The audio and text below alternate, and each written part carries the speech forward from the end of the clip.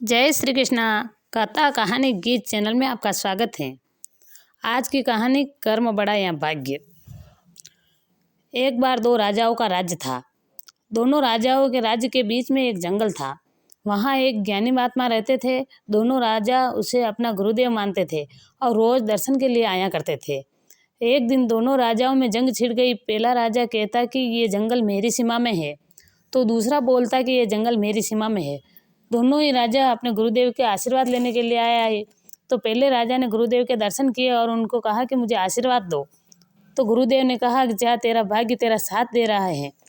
फिर दूसरा राजा आया। दूसरे राजा ने गुरुदेव से प्रणाम किया और कहा कि मुझे आशीर्वाद दो। तो गुरुदेव ने कहा कि अभी तेरा भाग्य भी तेरा साथ नहीं दे रहा है। दोनों राजा अपने अपने घर चले गए। पहला राजा निसंकोच सो गया कि मेरा तो भाग्य मेरा साथ दे रहा है, इसलिए जंग छिड़ेगी तो जीत मेरी ही होगी।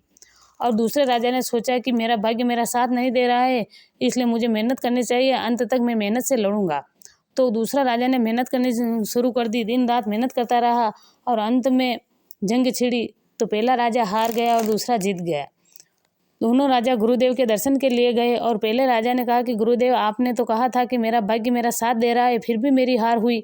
और दूसरा राजा वो जीत गया, उसका भाग्य साथ नहीं दे रहा था। तो ज्ञानी महात्मा ने कहा कि भाई, तेने कर्म नहीं किए, बिना कर्म से भाग्य क्या करेगा। तू सोया रहा तो तेरा भाग्य भी सोया रहा। कर्म करना जरूरी था। इसने कर्म किया, दिन रात मेहनत की, इसलिए इसका भाग्य ने इसका साथ दिया। इसके कर्मों के अनुसार भाग्य बना, इसलिए ये जीत गया। और तेने कर्म नहीं किए। भाग्य कितना भी अच्छा हो, उसको बनाने के लिए कर्म करने जरूरी है, और तेने कर्म नहीं किया।